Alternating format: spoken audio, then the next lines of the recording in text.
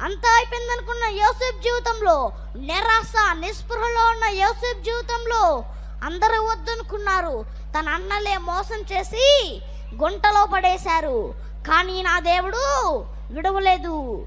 విడువని ఎడబాయని దేవుడు మన దేవుడు. మరణాన్ని తప్పించి నిందను గంతగా మార్చి ఐగుప్తు దేశానికి మంత్రిగా చేశాడు. ఆ దేశాన్ని కరువులో నుండి సమృద్ధిలోకి నడిపించేలాగా నా దేవుడు చేశాడు. హల్లెలూయా.